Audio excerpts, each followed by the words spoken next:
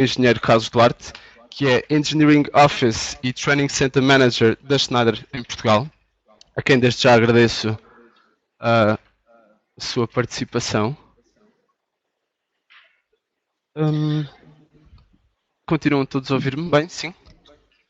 Pronto. Sim. Mas o engenheiro Carlos Duarte é da Ordem dos Engenheiros e tem vindo a desenvolver a sua carreira profissional na Schneider Electric como Partner Business Unit, com responsabilidades que vão desde a gestão na área de projeto, comissões técnicas de normalização, formação técnica, cooperação, investigação em projetos de vários tipos, em universidades e vários tipos de ensino.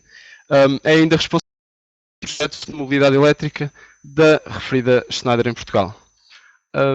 Relembro-vos, não sei se será a primeira vez que participam num webinário da Voltimo, relembramos que tem um pequeno espaço de perguntas e respostas que nos podem colocar no final. Qualquer questão que nos ponham, sintam-se à vontade para colocar no nosso chat. Nós, entretanto, e uma questão só de agilizarmos e tornarmos aqui o webinário mais fluido, vamos fazer com que nós vamos anotar cada pergunta que nos façam no decorrer do webinário. Depois, no fim, respondemos a todas por ordem. Portanto, se não respondermos de imediato e que não está de facto previsto, não se preocupem, porque terão a vossa resposta a seu tempo. Relembro também que depois, no fim, vamos partilhar convosco a documentação referente a este webinário. Vamos ainda passar-vos um comprovativo de participação certificado para que possam descarregar. Se, entretanto, tiverem interesse em recebê-lo com o vosso nome, basta que nos enviem um e-mail. Nós vamos deixar aqui o e-mail no chat para que nos possam enviar esse pedido. E pronto, espero que gostem de mais um webinário. Contamos mais uma vez com a vossa participação. E qualquer questão que tenham, algum problema em ouvir-nos, qualquer dúvida que tenham, mais uma vez reitero, façam o favor de participar, porque é realmente tanto do nosso como do vosso interesse. Portanto, mais uma vez agradeço a vossa presença e vou passar a palavra ao Sr. Engenheiro Carlos Duarte. Não sei se me consegue ouvir.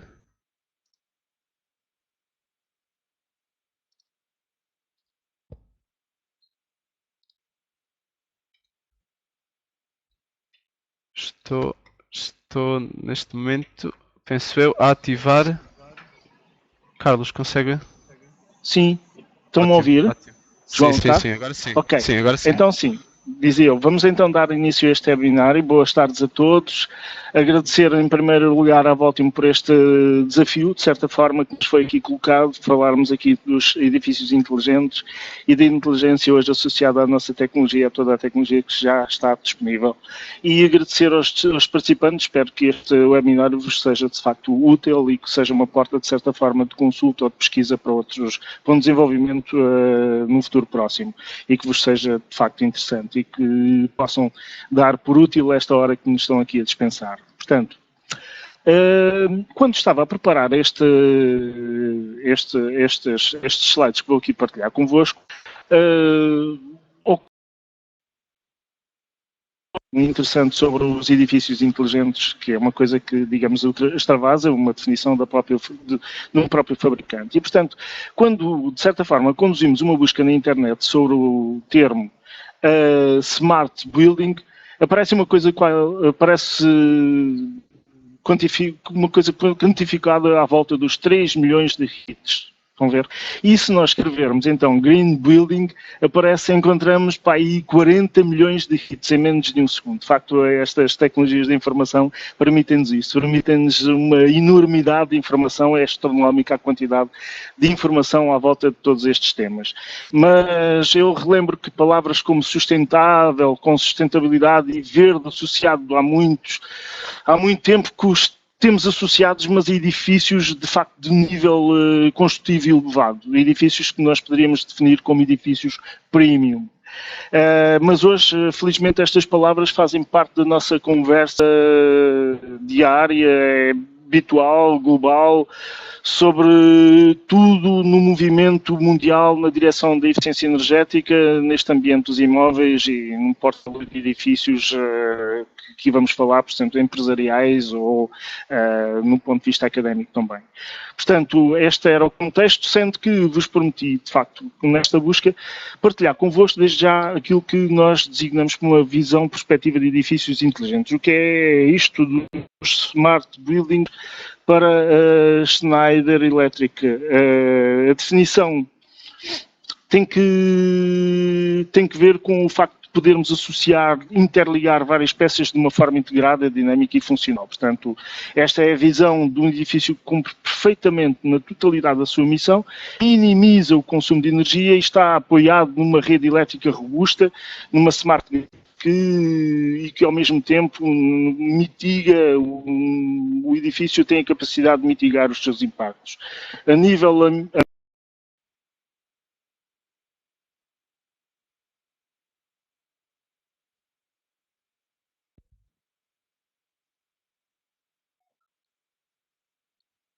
Carlos, parece-me que perdeu o som. Estou neste momento a tentar restabelecer aqui a ligação. Não sei se... Não sei de onde me deixaram de ouvir, portanto, estava na definição, estava a dizer, portanto, que retomando um pouco o tema dos serviços que aumentam a produtividade dos ocupantes dentro do edifício, como sejam fatores como a iluminação, o conforto térmico ambiental, a qualidade do ar, a segurança física, o saneamento e muito mais, um pouco por aí.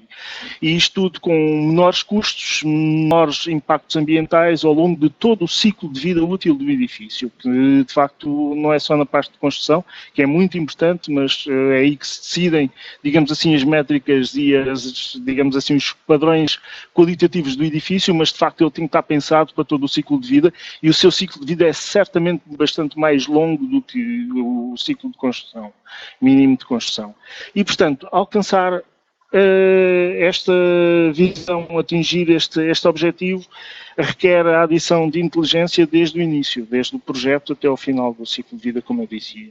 Portanto, os edifícios inteligentes usam a tecnologia de informação disponível hoje, durante toda a sua operação, e visam conectar uma variedade de subsistemas que normalmente hoje ainda operam de uma forma independente, de forma a que estes sistemas possam interligar-se entre si e possam partilhar informações para otimizar o desempenho total do edifício. Mas os edifícios inteligentes, lembro, vão para além do equipamento dentro das suas quatro paredes. Okay? Estão conectados e interagem com a rede inteligente de energia elétrica, como disse há pouco, smart grids, interagem essencialmente com smart people. As pessoas são muito importantes nesta equação. Vou repetir isso ao longo de ao longo desta próxima hora. Pois são eles os responsáveis não só pela construção, mas também pela operação dos sistemas técnicos. E são também os ocupantes, que têm que estar capacidade com níveis de visibilidade e de informação, aquilo que eu designaria mais à frente por informação acionável. Nós vamos ter a informação, vamos ter que geri-la e tornar, de certa forma, agir em função desta informação. Portanto, com a tecnologia, em resumo, com a tecnologia atual, um edifício inteligente liga a sua própria infraestrutura, a sua estrutura, às funções para as quais ele deve responder, para as quais ele existe. Portanto, conectividade é o termo, digamos assim, transversal a toda esta intervenção, conecta os sistemas técnicos do edifício, conecta as pessoas à tecnologia, conecta-se ele próprio como um supersistema aos vários subsistemas técnicos, conecta-se ao ambiente e à resposta ao ambiente global, conecta-se à rede de energia inteligente, à smart grid, conecta-se a um futuro mais inteligente. Pronto, isto é a nossa, digamos assim, visão sobre aquilo que designamos estrategicamente por um edifício inteligente. Agora, obviamente que vivemos num contexto, e o contexto não é fácil. Vivemos num tempo de desafios, nomeadamente no que diz à urbanização, com mais de 2,5 mil milhões de habitantes em cidades, a viver em cidades em 2050, com forte penetração e presença e capacidade de digitalização, 50 mil milhões de coisas na internet das coisas conectadas em 2020, muitas delas em casas, em habitações, eu diria, em edifícios, sejam eles residenciais ou não. E, por último, a questão da industrialização. Mais de 50% do consumo de energia está previsto, se nada for feito, para 2050, o que é, de facto, são 3 megatendências que estão a provocar, de facto, este impacto de stress energético, pelos quais também os edifícios são muito responsáveis. E, portanto, para ter uma ideia dessa responsabilidade, eu podia, desde já, e como é do conhecimento geral, dizer-vos que 42% da energia consumida, de energia primária e consumida a nível mundial é usada em edifícios. 42%. 1/3 da energia dos edifícios é desperdiçada devido a ineficiências e o consumo de energia de edifícios irá aumentar, como já disse, 50% em 2050 e ao longo do seu ciclo de vida os custos do edifício são 25% no capital expenditure, portanto no capital de investimento no inicial para a construção de edifício, e depois 75% são custos operacionais e tem, de facto, aquele grande impacto e impacto ao longo daquele grande tempo que é o tempo de durabilidade do ciclo de vida do próprio edifício, de existência do próprio edifício. E, portanto, de onde estas questões estarem aqui de certa forma, superligadas. Uma poupança nos custos superior a 18% pode ser realizada se recorrermos a uma manutenção preventiva em vez da habitual manutenção reativa. Portanto, este é o ambiente em que grosso modo, lidamos dentro no setor dos edifícios. Estes não são números Schneider, são números digamos assim, de várias organizações internacionais, desde a Agência Internacional de Energia até outras fontes, e, portanto, que depois podemos partilhar. E de facto, esta é uma grande aposta e é uma grande, ao mesmo tempo, é um grande desafio e, ao mesmo tempo, uma grande oportunidade.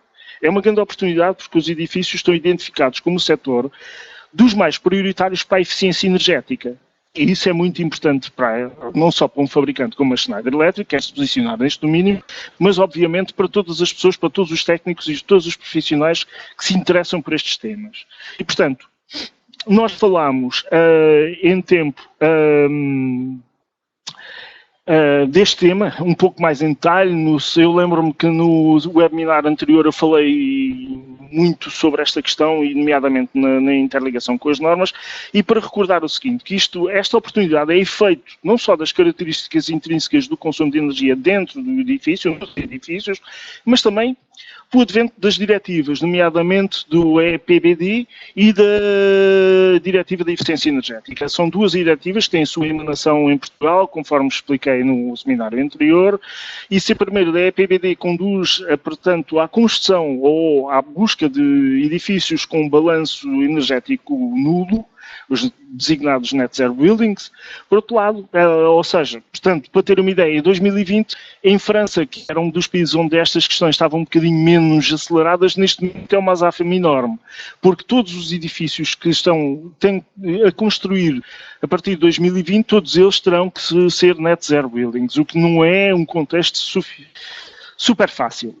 Por outro lado, falando sobre a eficiência energética, e para vos recordar, não sei se têm conhecimento disso, mas desde 16 de junho deste ano, portanto recentemente, há uma resolução da Comissão Europeia, uma proposta de reformulação da Diretiva de Eficiência Energética, para que esta eficiência energética seja na ordem dos 40% e não 27%, como tinha sido o recast da Diretiva de Eficiência Energética, mas de 40% a 2030. É, de facto, um desafio e uma oportunidade enorme para todos os profissionais, para todos os fabricantes, para todos os intervenientes associados a esta questão desta temática dos edifícios. Portanto, obviamente, não estamos sozinhos, não é? Falámos na questão normativa, mas essencialmente para dizer-vos que este desafio é evidente e, portanto, esta ótica, eu diria que os ocupantes querem edifícios que podem ajudá-los e atrair e a reter o talento no seu interior. Aumentam a colaboração e inovação e aumentam, como vos disse, a produtividade das pessoas que aí trabalham e tudo mais. E, portanto, há uma série de esquemas de certificações energéticas para a sustentabilidade que, de facto, têm sido levadas a efeito e que algumas delas nós iremos falar um bocadinho mais em detalhe um pouco mais à frente, principalmente na BRIM, e que, no fundo, não têm a ver só especificamente com a temática da energia, com os vetores energéticos, mas têm a ver com a sustentabilidade desde o projeto até durante todo o ciclo de vida do edifício, como eu disse. Estas estratégias que iremos tentar, de certa forma, passar aqui nesta próxima hora, têm a ver com a partilha de ideias de como poderemos, de certa forma, construir ou pensar nos edifícios existentes, no seu desempenho, a todos os níveis.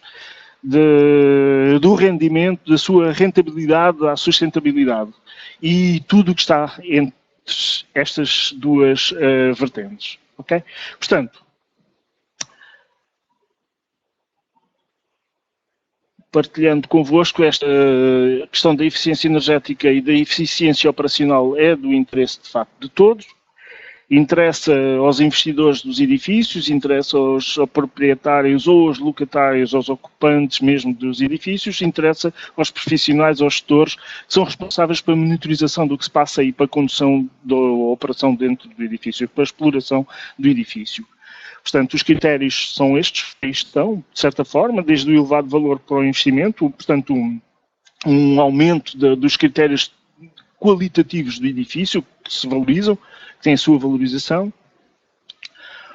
um máximo rendimento e um máximo conforto para os ocupantes, no sentido de lhes dar os maiores critérios de bem-estar dentro dos espaços, e a minimização das despesas, obviamente, dos custos, e oferecendo, de facto, uns serviços cada vez de mais e elevada qualidade. Esses são, digamos assim, os critérios. Mas eu diria, em conclusão, em relação a este slide, e porque ele é, de certa forma, transversal aos principais atores dentro do setor dos edifícios, que esta concepção dos edifícios não é uma tarefa trivial. Não é uma tarefa trivial. O edifício inteligente é projetado para um desempenho ambiental e económico e, em último lugar, digamos assim, tem que dar resposta a uma apreciação das condições climáticas do local, tem que responder às necessidades culturais do local, digamos, de onde se insere, mas principalmente tem que responder às necessidades de saúde, segurança e produtividade ocupantes no longo termo. E isso é que é importante. Como vos disse, estamos a falar de smart building para smart persons. Ok? E, portanto, as expectativas estão, de certa forma, aí. E elas são, digamos assim, cruzadas desde os projetistas, os instaladores, os empreiteiros. No projetista ele deve ter acesso às mais recentes tecnológicas. Ele deve usar arquiteturas de sistemas comprovados, completos, testados, validados, documentados.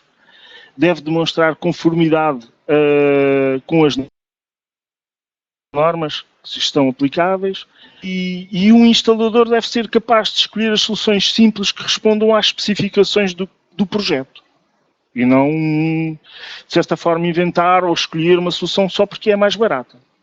Deve ser capaz de realizar a instalação de uma forma simples e no cumprimento do contrato que está contratado. Deve dar uma prova clara, pretender e de cumprir o que está planeado para o empreiteiro, para que se possa, de facto, fazer o comissionamento da instalação de acordo com o previsto. E isso é importante para todos, nomeadamente para executar de forma eficiente e com forte diferenciação, no sentido de mostrar, vender, de facto, a qualidade do seu serviço, do seu trabalho, deve propor um sistema que é simples de integrar e de comissionar, e deve ser capaz de fornecer os serviços de manutenção necessários para a manutenabilidade do sistema do site, no local. Bom, isto é digamos, quais são as soluções que nós encontramos, ou na nossa perspectiva, o que são as soluções que encontramos no mercado. Portanto, durante a construção, muitos dos projetistas ainda prescrevem soluções genéricas de eficiência energética em conformidade com as normas. Portanto, eu acho que aqui há um local muito importante para a diferenciação. Eu acho que num tempo em que se fala de grande necessidade de uma certa agressividade comercial, também passa por isso, passa por uma venda diferente do projeto, de soluções que respondem aos requisitos modernos.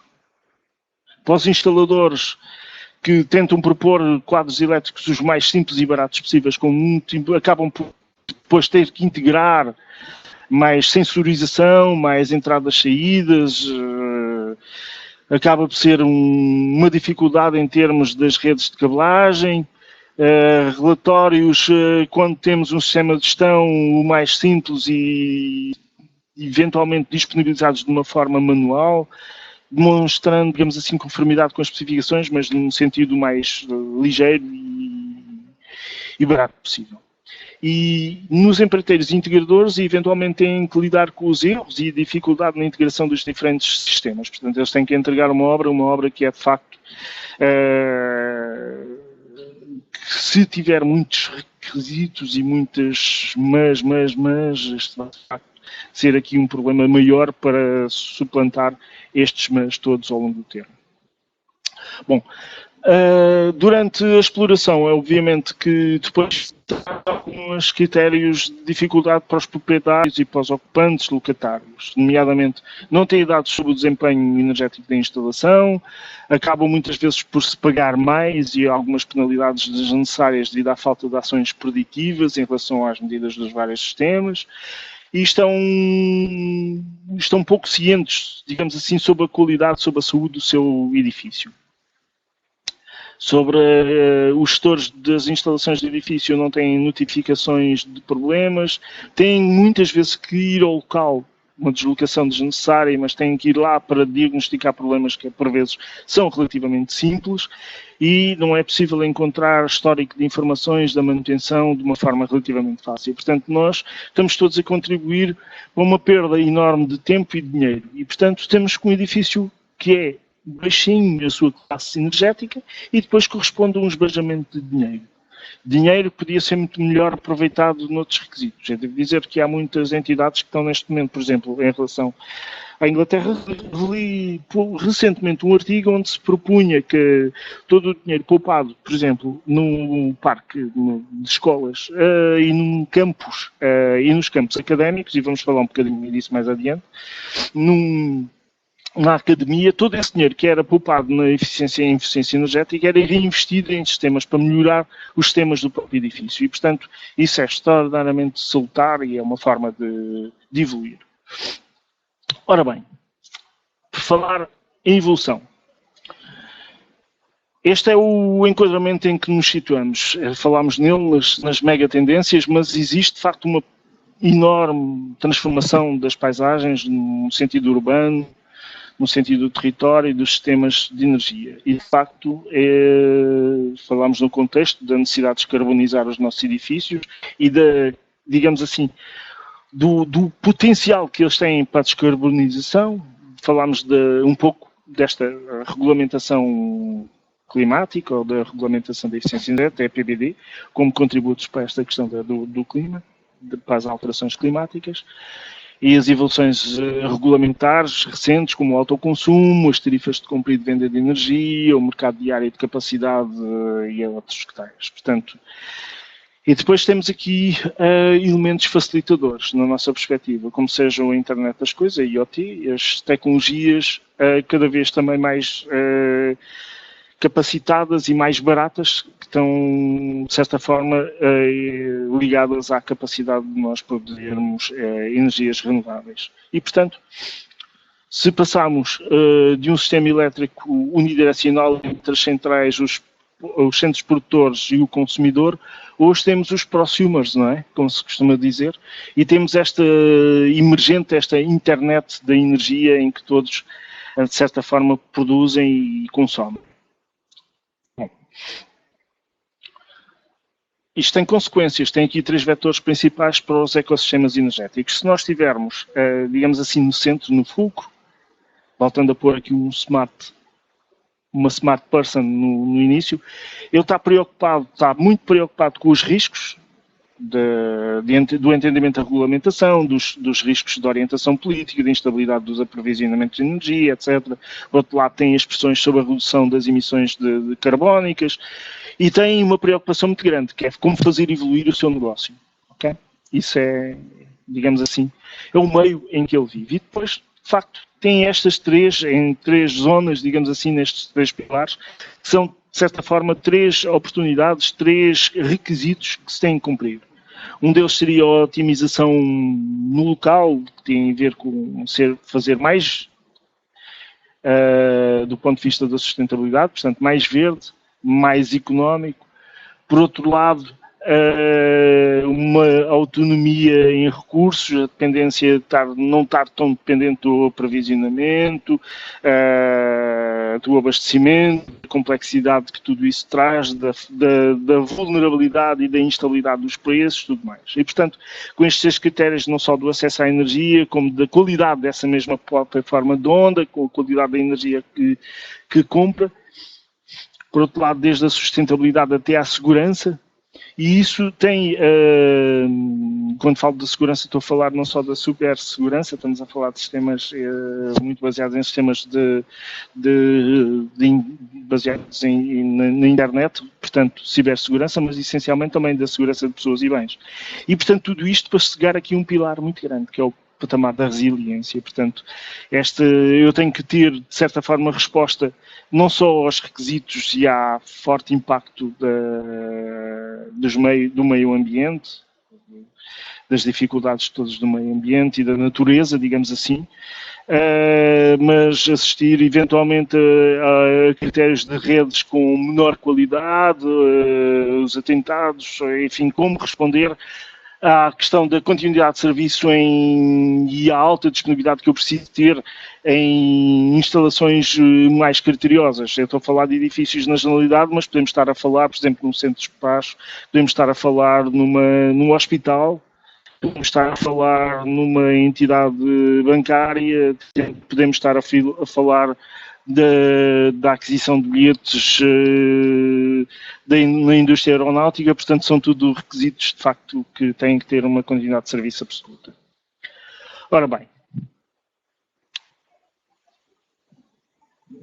como vimos, e tentando dar uma certa perspectiva de evolução destas redes, nós começámos por um sistema elétrico local, operado, de certa forma, centralizado, no caminho da centralização, depois o alargamento das redes de distribuição e o controle da frequência, que aumentaram a fiabilidade dessas mesmas redes, e depois começaram a aparecer, perto já do final do século XX, mais e maiores centros de produção, que tentam acumular, de certa forma, o rendimento e a fiabilidade. Até que, na volta deste novo século, portanto, pequenas unidades de produção que nos conduzem de novo para um sistema mais descentralizado. E, portanto, estamos aqui, de certa forma, com estas, digamos assim, características das redes inteligentes, dos edifícios, já não estou a falar dos net zero buildings, portanto, de edifícios com balanço energético nulo, mas estou a falar com edifícios com balanço energético positivo, em que sobra qualquer coisa ainda para disponibilizar à rede. Ok? Portanto, estamos a falar da descarbonização, estamos a falar das microgrids ligadas, das microgrids desligadas e, portanto, isto tem tudo a ver com estes critérios que estão em cima nesta matriz e que têm a ver com a geração descentralizada, com a eficiência energética, com a flexibilidade de produção, com a otimização do controle centralizado, com as redes independentes. Ok? Isto é o ambiente. Este ambiente, de certa forma, tem um impacto, tem uma resposta dentro daquilo que são os sistemas do edifício. Ok? Portanto, estes fatores que falámos e das suas implicações hoje na resiliência dos edifícios, como vimos há das slides anteriores, têm de facto impacto na resposta e na forma como os edifícios, na resposta que os edifícios têm para o rápido crescimento do uso das energias renováveis e da convergência da tecnologia da informação digital e das tecnologias que têm que estar presentes dentro do edifício. E, portanto, isso conduzem, de certa forma, àquilo que, não vou entrar muito em detalhe, depois poderão ter acesso a estes fatores, mas conduziria a dois critérios fundamentais.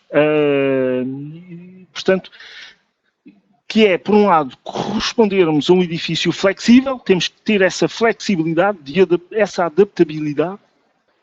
Só podemos ter uma smart grid se tivermos, de facto, um edifício que seja flexível. E esse edifício, ao mesmo tempo, tem que ser eficaz. Eficaz, de acordo com a definição que a minha colega Inês me deu mesmo há pouco, dizia no sentido em que produz efeito, que promete, cumpre. Que promete e cumpre. Que causa o efeito pretendido. E é isso que pretendemos dos nossos edifícios. Portanto, e em resumo, estamos no caminho para os edifícios com balanço energético positivo ou mesmo com balanço energético positivo. E, portanto, o que é que torna o edifício flexível e eficaz? Portanto, estes edifícios, como vimos, de alto desempenho, têm conexões inteligentes com as fontes de energia, incluem nesta equação a smart grid e os componentes vitais para a sustentabilidade, planos de urbanização onde ele se insere de certa forma inteligentes e que aumentam a simbiótica, tendo o projeto como princípio a minimização do desperdício e a máxima eficiência. E de facto é um critério importante para o que a mim me diz muito respeito. Estou todos os dias em contato com pessoas que têm responsabilidade sobre o projeto e de facto há aqui um campo, um desafio muito grande para todos os intervenientes que estão, digamos assim, na concepção de um edifício. E isto é uma alteração fundamental que está a tomar efeito. E está a tomar efeito através de uma série de tecnologias que respondem aos três critérios fundamentais para dar resposta a este edifício flexível, este edifício eficaz. Portanto, estes critérios, no nosso entender, são a medir, conectar e salvaguardar, ou seja, tratar os nossos dados. Portanto, a nossa instalação elétrica já não é minimamente distribuir e, de certa forma, protegermos as pessoas e os bens. Está aqui, de certa forma, já como campo de interligação com os sistemas e, de certa forma, que nos permitem chegar a uma forma relativamente simples de interligar todos os vários componentes técnicos do edifício. Bom, como se pode imaginar, a combinação destes equipamentos consiste na definição de uma metodologia que tem que permitir avaliar o balanço energético e, de certa forma, integrada, agir. Aquilo que eu dizia, informação para atuar. Portanto, nós só podemos agir, podemos sempre agir. Podemos agir sem informação e então estamos sempre a dar tiros no escuro. Portanto, o que se trata aqui é, de facto, termos acesso a medidas que nos permitem tirar métricas sobre a evolução, por exemplo, dos consumos de determinado tipo de aplicações e, em função disso, tirar rácios, tirar métricas, fazer benchmarking, interligar de uma forma fácil a nossa instalação elétrica à infraestrutura de comunicação do edifício e permitir, de facto, tudo isto permite disponibilizar informação. Portanto, o que temos aqui, de facto, é um sistema inovador, e pela primeira vez, de certa forma, a integração destes sistemas é realizada através dos quadros de distribuição elétrica, numa convergência perfeita entre esta instalação, entre as instalações técnicas, os sistemas técnicos e as tecnologias digitais. Portanto, grosso modo, é isto que se pretende, sendo que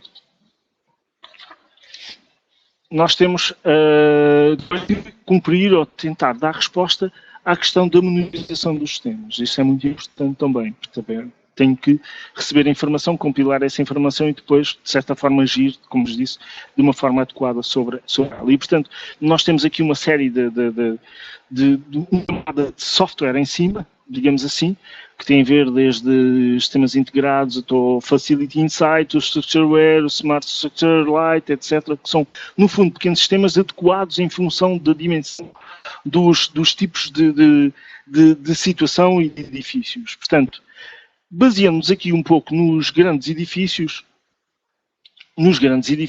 nomeadamente no que diz respeito ao Structureware, para o Building, no que nós designamos Building Management Solutions, um sistema para uma solução à gestão do edifício, essa é a nossa proposta. E, portanto, dentro deste, por exemplo, para olhar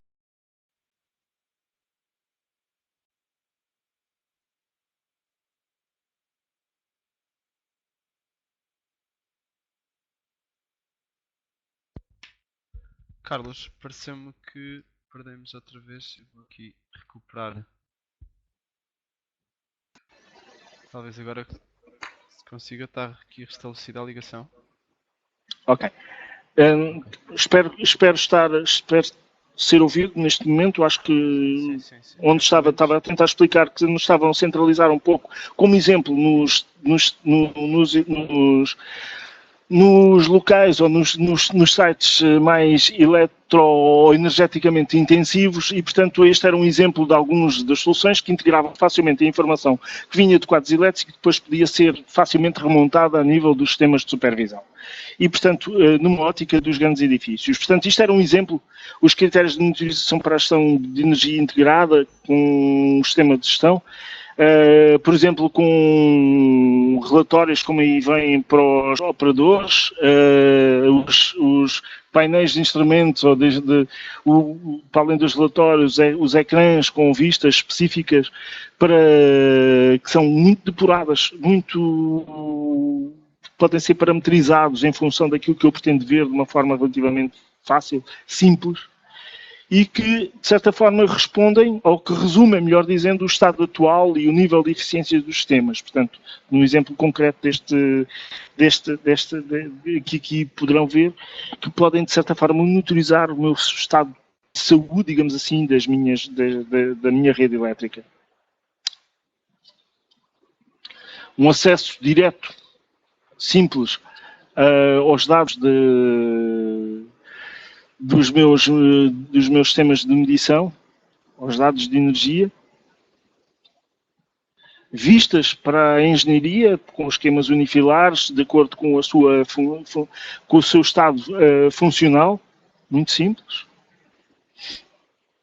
E, portanto, este era um ecrã, digamos assim, generalizado sobre o resumo do que vos disse, desde o estado, digamos assim, de saúde, digamos assim, da minha instalação elétrica, os meus dados globais sobre os equipamentos no seu esquema unifilar para a engenharia no local, os meus critérios e as minhas métricas de consumos e de rentabilidade em função de determinados critérios e depois podem ser adaptados, seja um edifício de escritórios, seja um edifício, um complexo, um campus académico, um hospital, ou seja, tudo isto depois é muito parametrizado e é muito bem definido e é relativamente simples de implementar. Portanto, tudo isto só é possível de facto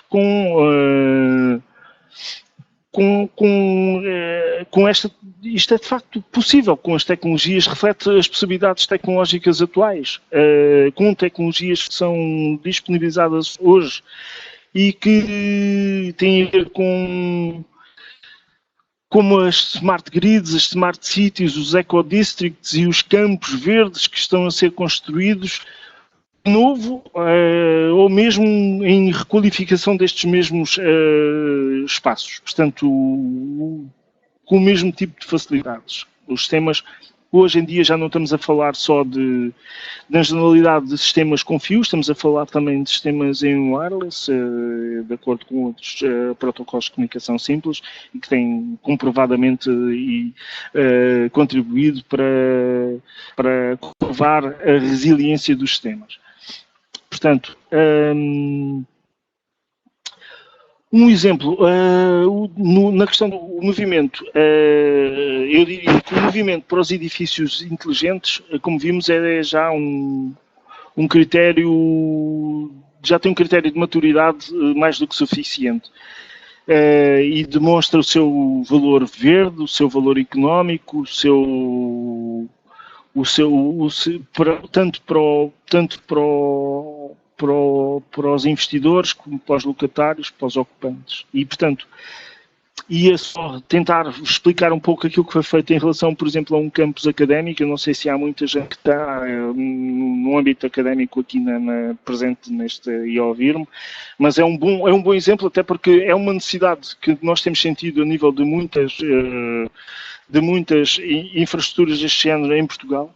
E, portanto, há aqui um bom exemplo daquilo que se pode ser feito a nível da sustentabilidade, da construção verde, da requalificação e dos seus benefícios tanto sociais como financeiros.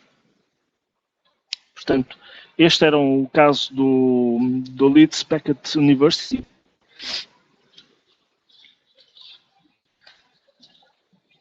Tem algumas métricas, mas essencialmente dentro dos 104 edifícios que constituem este campus,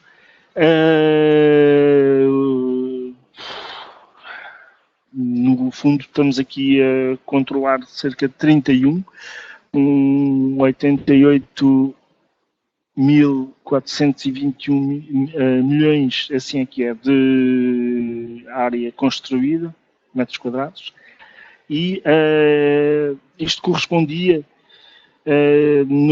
para a renovação, antes da renovação destes 31 edifícios do campus, correspondia a uma despesa energética que foi paga em 2015 de 1,45 milhões de libras inglesas, estão a ver, e portanto é significativo. Ainda não temos, de facto, tem que depois daqui a uns tempos atualizar, no final do ano atualizar este dado, mas vamos ver que de facto os vetores energéticos vão conduzir, pela sua gestão, melhor gestão, vão conduzir aqui a uma queda significativa deste custo, que vai ser, como vos disse, este é um exemplo daquilo que vai ser investido em requalificação e em sistemas de requalificação do próprio campus. E, portanto, as maiores áreas de preocupação era, de certa forma, conseguir criar um sistema que fosse modulável.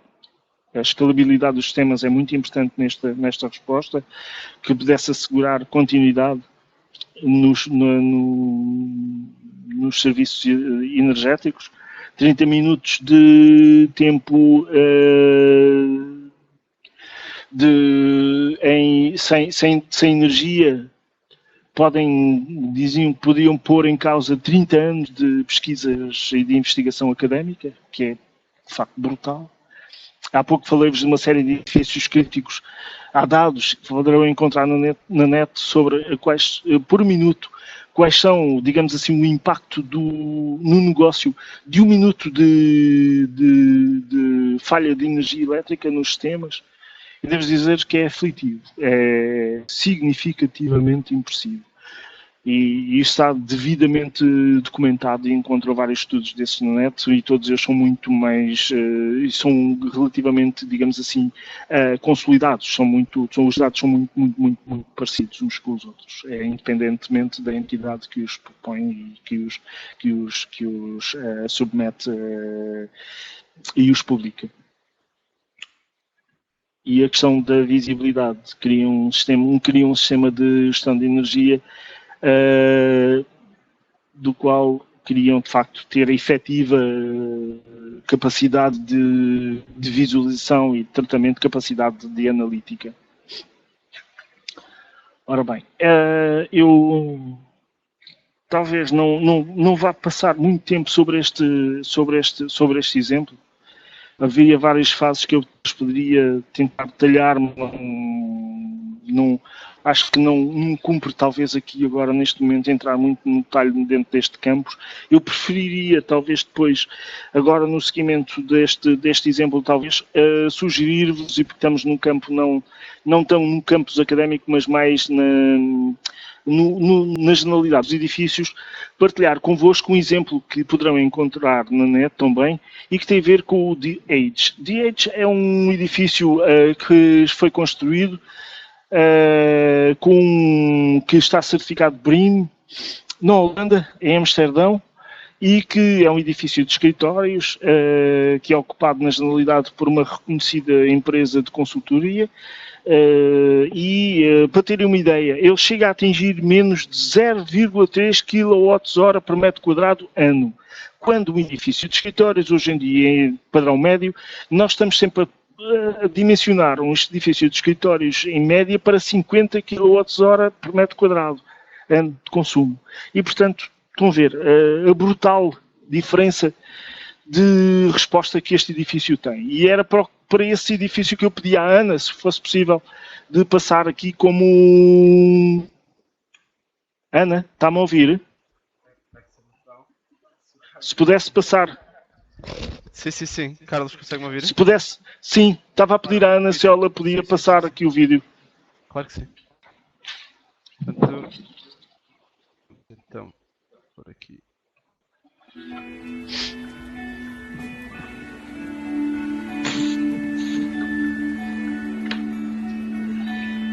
It is called the edge because we're on the edge of technology. When the board asked me to construct this building, I made sure it has everything like Internet of Things, sensors, sustainability, and integrated those into a data analysis platform. My name is Eric Ubels. I've been the CIO for Deloitte for 23 years. Within Deloitte, I'm in charge for facilities and real estate, but I have a huge passion for technology. The smart structure of Schneider Electric is basically the whole backbone of this building. The building is obviously the most sustainable office building in the world. The way the architect designed it, using the natural part of the sun and sunlight and solar panels, it produces about 102% of the building's energy. The most important thing for a smart structure from Schneider is the single backbones. We will be able to connect everything, but also to get the data into a data analysis platform. And you can learn, and therefore you can make smarter algorithms, even lowering the energy further. So it's not just sustainable, but it's also extremely comfortable to be the best workplace for our people. Schneider Electric being a single integrator for us, it worked extremely well.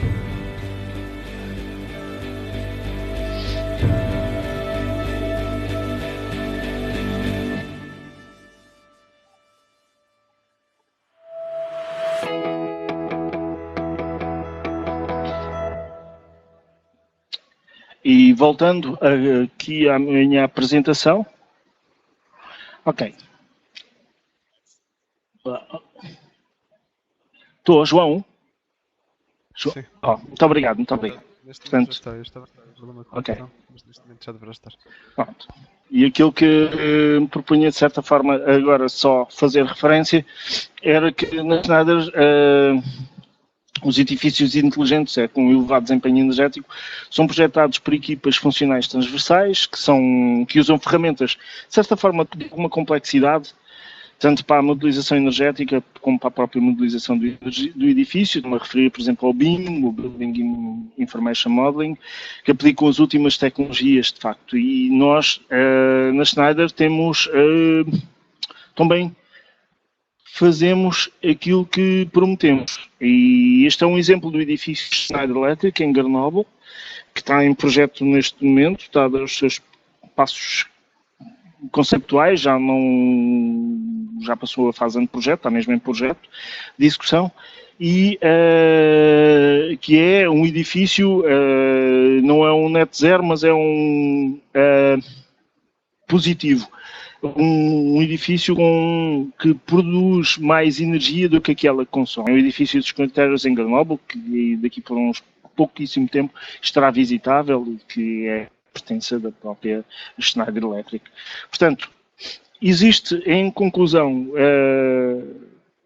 eu não queria falar muito sobre as tecnologias estão aí disponíveis e, nomeadamente, na Schneider Electric nós temos feito um grande esforço no sentido de explicar qual é o conceito dos Smart Panels, os quadros elétricos, digamos assim, integrando todos estes sistemas de informação e de gestão, interligando, digamos, todos estes três requisitos essenciais da instalação dentro dos sistemas técnicos do edifício.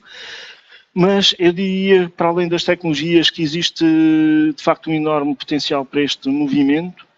Começa, como eu vos disse, com as pessoas, com as smart people, que têm que ser colaborativas, que têm que ser inovadoras e têm que saber estabelecer parcerias, que são muito importantes, e que colocam um novo fogo no elevado desempenho dos edifícios que são colocados aí no marketplace. Portanto, além do exemplo da Schneider Electric, portanto, este é um exemplo crítico, que é de certa forma, um critério de inovação e é um projeto que depende das inovações mais recentes, desde o processo de projeto ao processo de construção. Eu não sei se, no resumo, eu passaria talvez aqui agora para algumas questões que queiram eventualmente colocar. Temos cerca de 5 a 7 minutos para perguntas e em que cidade alguém perguntava, não sei se, João, como é que poderemos fazer? Eu vou vendo aqui. Eu também já vou vendo aqui. Essa sim, questão força. Que Francisco Carriço nos tinha colocado. Nós, por norma, o que fazemos é deixamos aqui um período em que precisamente os nossos participantes colocam-nos as suas questões e nós respondemos. De qualquer maneira, até é possível que entretanto, depois de lerem um bocadinho mais sobre os casos de estudo e o vídeo também que entretanto partilhamos, é possível que haja perguntas que nos surjam depois, posteriormente, que nós também, mais uma vez dizemos, podemos responder através do nosso e-mail. Já partilhei-o anteriormente. Se quiserem, podem também colocar as vossas questões diretamente ao Engenheiro Carlos. Eu, entretanto, deixo-vos também o e-mail, o endereço de e-mail do Engenheiro Carlos. Não sei se neste momento têm alguma questão, alguma coisa que não tenham entendido até o momento. Sintam-se perfeitamente à vontade, é precisamente para vosso benefício que fazemos este tipo de iniciativas e, portanto, é muito importante para nós que tudo corra precisamente como vocês esperem. Portanto, eu poderia dar Exatamente, chega-nos a primeira pergunta de António Carrapatoso, que nos pergunta que soluções de armazenamento é que a Schneider Electric recomenda. Sabes? Estes edifícios ainda estão, tanto quanto julgo saber, da ficha técnica do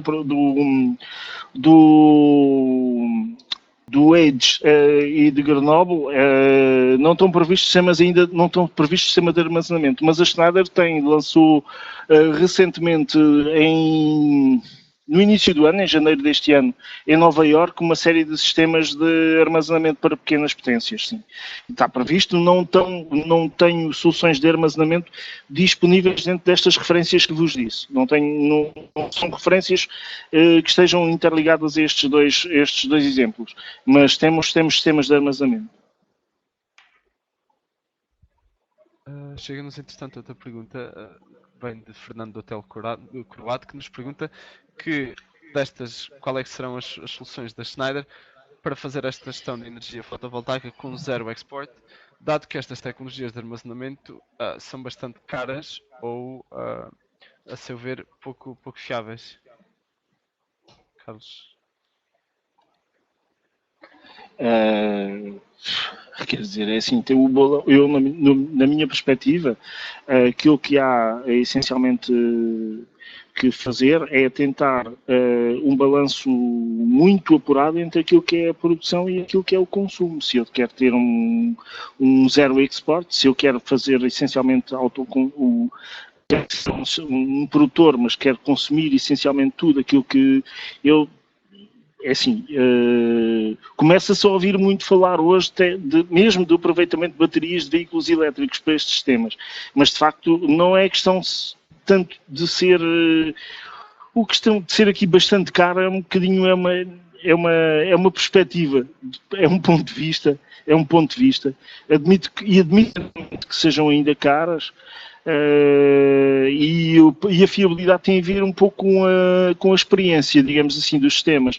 Mas eu sei, por exemplo, não falando da Schneider, e não tanto desviar aqui a questão, mas assim, por exemplo, eu sei que, por exemplo, alguns fabricantes de automóveis estão a fazer muita investigação e já têm proposto, inclusivamente, por exemplo, num caso em França, conheço um centro de processamento de dados, onde o sistema, digamos assim,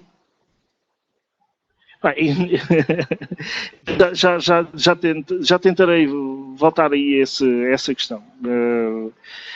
Pronto, eu não iria entrar em detalhes sobre a questão da Tesla e da Mercedes ou da BMW, no caso, por exemplo. São tudo fabricantes que têm tido boas propostas e algum desenvolvimentos nesta área. Sei que a Tesla recentemente acabou por tirar de comercialização as pequenas potências.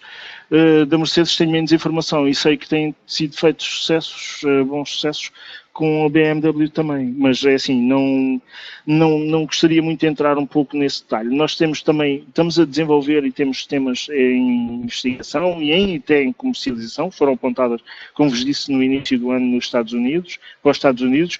Ainda não conheço, de facto, a sua disponibilidade para o mercado europeu, mas presumo que estará eventualmente para breve.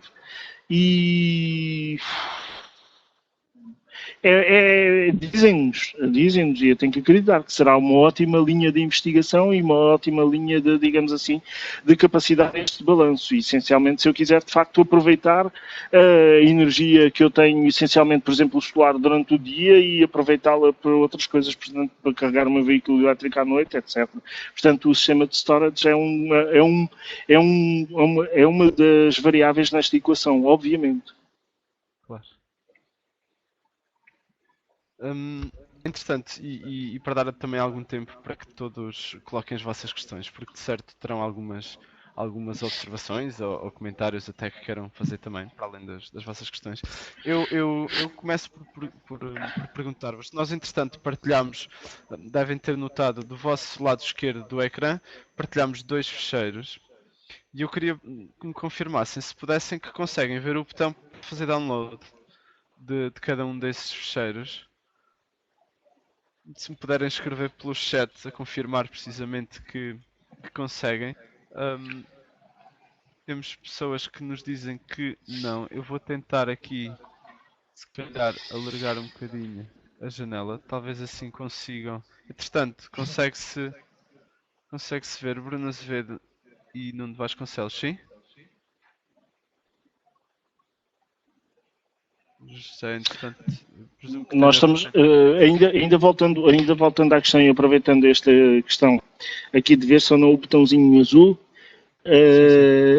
sobre os documentos, em lateral aos documentos, eu gostaria de referir. Nós estamos muito a falar no storage, mas falamos muitas vezes em questão do storage como baterias, e estamos muito focalizados nisso.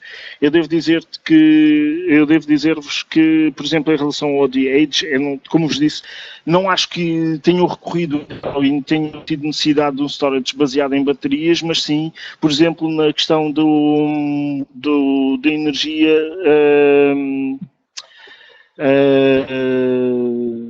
térmica de um lago que tem junto ao edifício. Portanto, na sua componente, agora falta-me o termo, mas na sua componente de energia térmica disponível no KIF.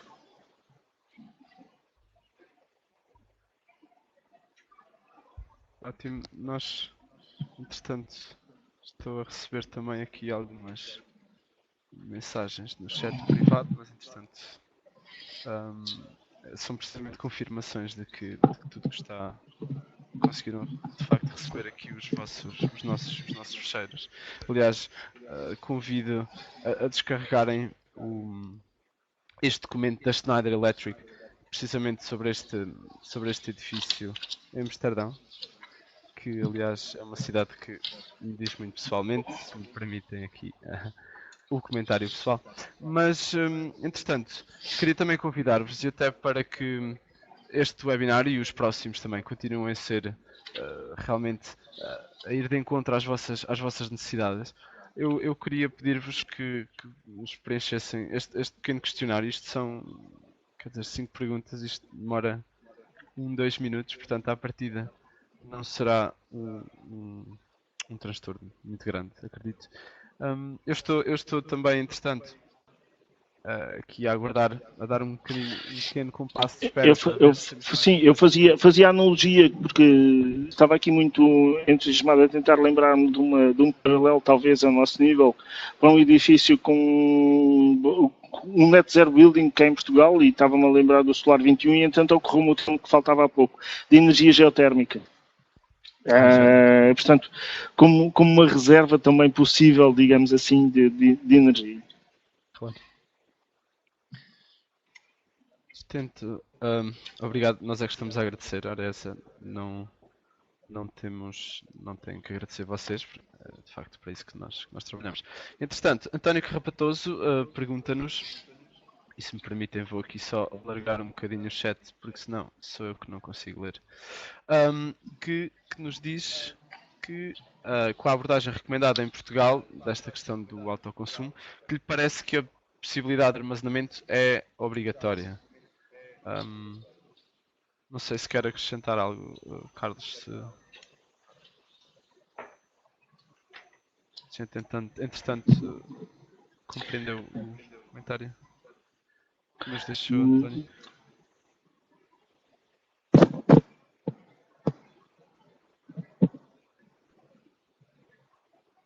Eu diria que em Portugal... António, também. Não sei se ficou muito claro para si, Carlos. Compreendeu o comentário? Eu compreendi, não sei se estarei totalmente de acordo com o que está escrito. Eu sei que o potencial é assim, se nós pensarmos em termos do potencial de Portugal para as energias renováveis, eu acho que estamos ainda muito aquém da nossa capacidade de realização. E, portanto, acho que sim, acho que temos que, se calhar, também todos contribuir para a questão da melhoria da nossa visão e da nossa disponibilidade e da nossa legislação. Acho que é um contributo um pouco de todos para que, de facto, se possam melhorar sempre os regulamentos de mercado, mas não estou totalmente de acordo com o António Carrapatoso. Sim, percebo, entendo, mas... Entretanto, Fernando Croado pergunta-nos se a geotermia é possível ser utilizada em todo o território continental. Pronto, se é possível, economicamente é que poderá não ser. Claro, exatamente. Ser precisamente eficiente para compensar o custo.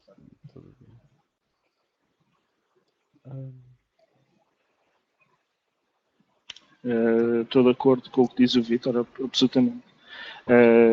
Com um país, de facto, na Europa, com o país com maior exposição solar, de facto, também temos esse potencial enorme, que é um potencial enorme por explorar.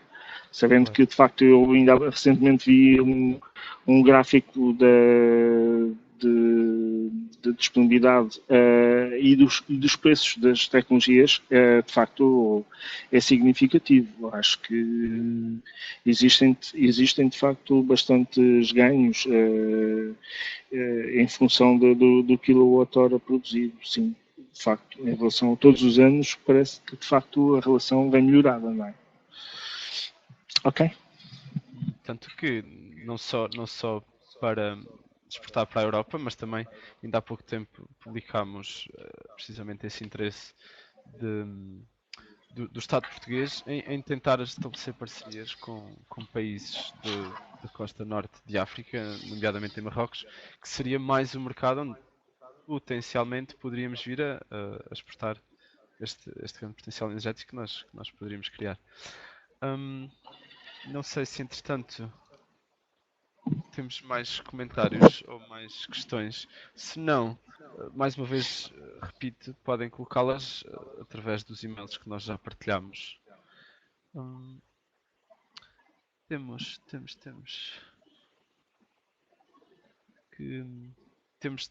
mais um comentário de Vítor Palminha, que nos diz que na pista do Clube de Sport Real de Massamá, os carrinhos solares fotovoltaicos atingiram os 50 km por hora. E entretanto temos também uma questão do Luís Cláudio Franco, que presumo que nos veja, que seja um dos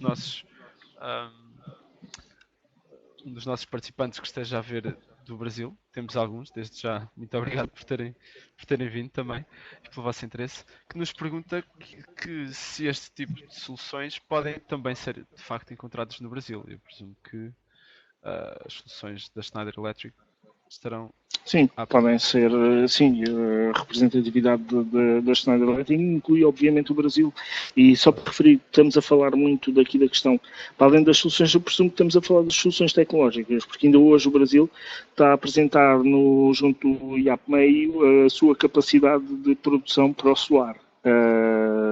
Nomeadamente no Nordeste, suponho, do Brasil, e de facto era significativa e corresponderia, de facto, só a capacidade total de produção de energia solar no Brasil corresponderia a 50% do parque instalado, do sistema produtor brasileiro, o que é muito importante.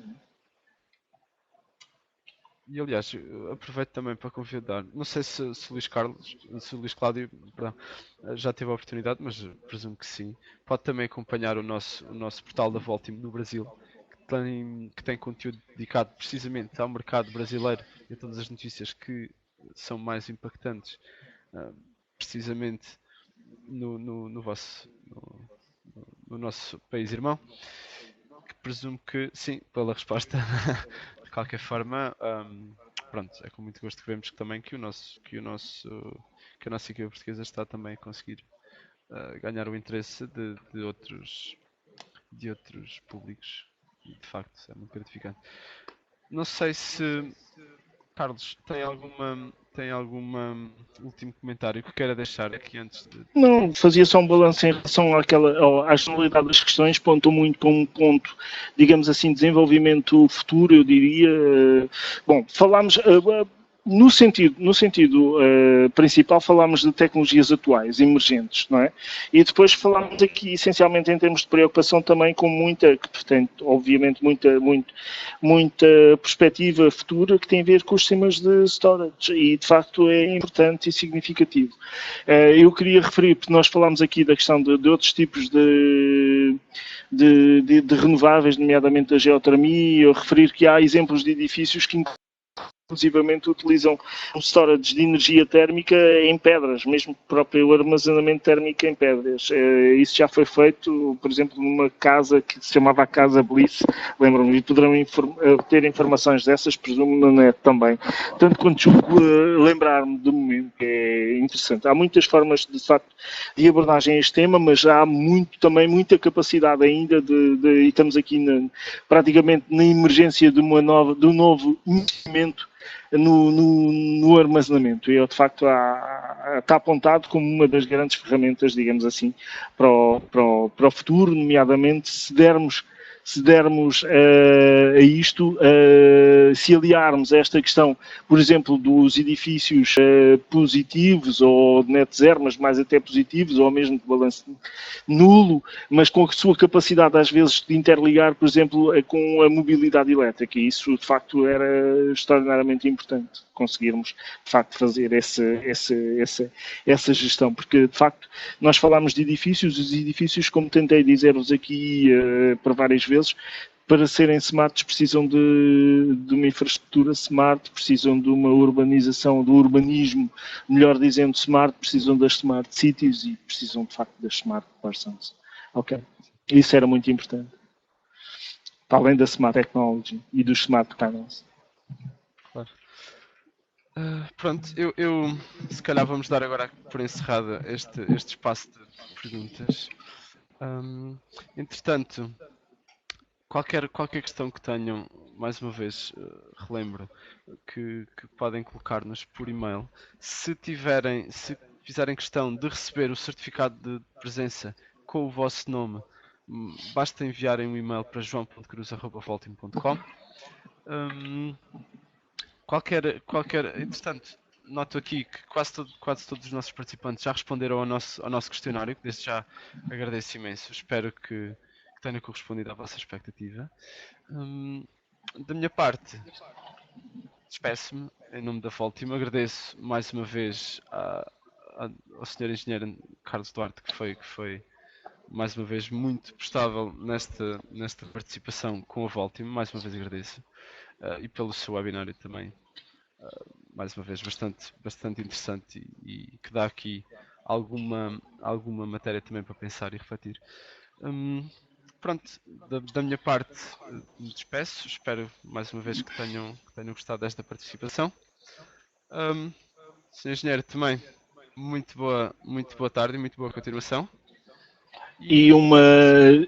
Sim, obrigado a todos pela vossa paciência e resiliência também, e continuaremos, de certo, eu, outros colegas da Schneider, a partilhar convosco algumas das nossas inovações tecnológicas e algumas das nossas propostas para o nosso futuro presente.